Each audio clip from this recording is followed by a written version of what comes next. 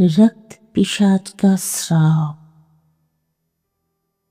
कभी कभी सपने सिर्फ सपने नहीं होते, कभी कभी वो एक दरवाजा होते हैं, एक ऐसे अंधेरे संसार का जहां से निकलना सिर्फ मुश्किल ही नहीं, नामुमकिन भी हो सकती है। आज मैं तुम्हें एक ऐसी कहानी सुनाने जा रही हूं, एक ऐसी रात की जब मैं एक भयानक सपने में कैद हो गई और वहां से बाहर आने की कोई रास्ता नहीं थे। ये कोई साधारण सपना नहीं थी, ये एक श्राप थी, रक्त पिशाच का श्राप। मैंने उसे देखी थी, महसूस भी की थी, और मैं जानती हूं वो अभी भी मेरे इंतजार कर रही है। उस रात मुझे बहुत अजीब सी महसूस हो रही थी, जैसे कोई मुझे देख रही हो, कोई मुझे छू रही हो, मगर कमरे में मैं अकेली ही थी। मेरी घड़ी में रात के 3 बज चुके थे। मैंने करवट बदली, लेकिन मेरे मन में अजीब सी बेचैनी थी। मुझे लगा कि कोई मेरे कमरे में है। मैंने धीरे से करवट ली और अंधेरे में देखी, कुछ नहीं था वहां पर तभी मुझे अपने कान पे एक हल्की सी सनसनाहट सुनाई दी। कोई सांस ले रही थी। मैंने झट से टेबल लैंप जलाई। कमरा खाली थी, पर कुछ थी। मैंने महसूस की थी, मेरी आंखें भरी हो रही थी। मैंने फिर से आंख बंद कर ली और अगले ही पल मैं वहां थी। मेरी चारों तरफ अंधेरे ही अंधेरे थे, एक घना कोहरा जिसमें कुछ साफ दिखाई नहीं दे रही थी। हवा ठंडी और भारी थी, इतनी भारी कि सांस लेना बहुत मुश्किल हो रही थी। मैंने अपने चारों तरफ देखा। ये कोई जानी पहचानी जगह नहीं थी। हेलो, मेरी आवाज गूंज उठी, जैसे मैं कोई खाली गुफा में थी। तभी दूर घने कोहरे के पास एक पुरानी हवेली दिखाई दी, जिसकी काली दीवारें, टूटे हुए झरोखे, बड़े बड़े लोहे के गेट जिन पर सूखे खून की दाग थे। मेरे दिल जोर जोर से धड़कने लगी, पर मेरे पैर अपनी आप हवेली की तरफ बढ़ने लगी। मैंने धीरे धीरे दरवाजा खोली। दरवाजा कड़मड़ाती हुई खुली और अंदर एक घना अंधेरी थी। एक अजीब सी सड़ी हुई बदबू, खून की बदबू हवा में मिली हुई थी। मेरी कदम धीरे धीरे अंदर बढ़ने लगी। रोड ठंडी थी और गीली भी थी, जैसे किसी ने अभी अभी यहाँ कुछ बहाया हो। दीवार पर पुराने चित्र थे। उन चित्र के चेहरे वो मुझे घूर रही थी।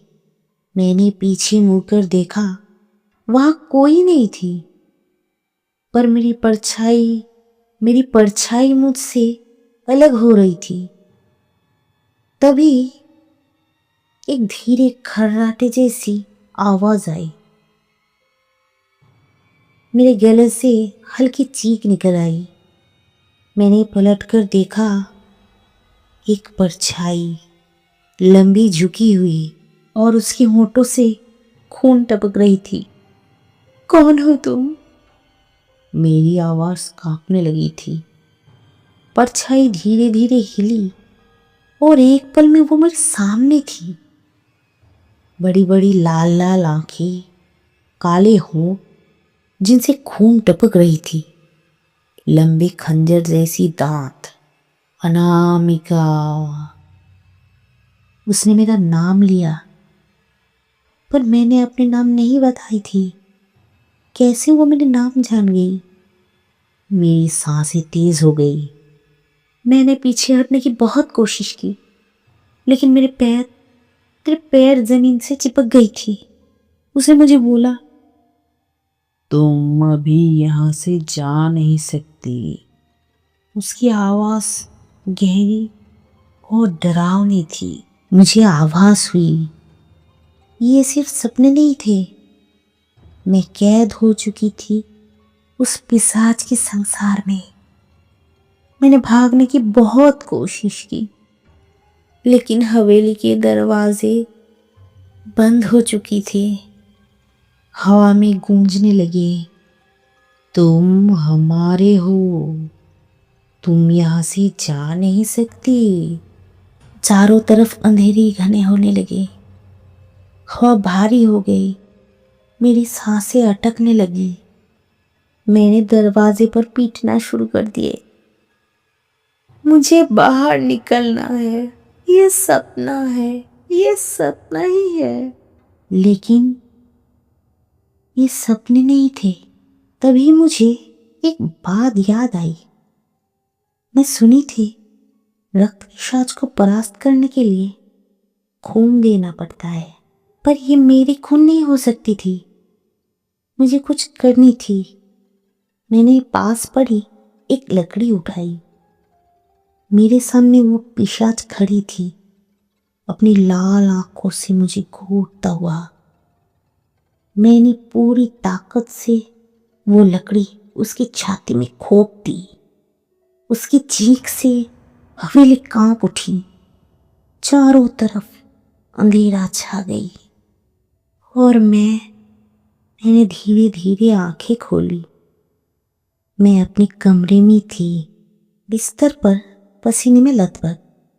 ये सिर्फ सपने ही थे, मैंने खुद को कहा।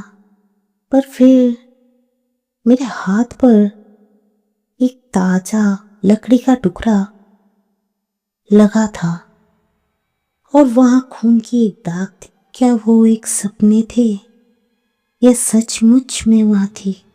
तो ये थी मेरी कहानी। क्या ये एक सपना थी या मैं सचमुच वहां थी? कभी कभी सपने सिर्फ सपने नहीं होते, कभी कभी वो एक दरवाजा होती है और हर दरवाजे के पीछे कुछ ना कुछ छुपी होती है। और मैं अनामिका, यह मेरी कहानी थी। लेकिन कहानी अब भी खत्म नहीं हुई थी, क्योंकि मुझे पता थी रक्त पिशाच अब भी मेरे पीछे कर रही है।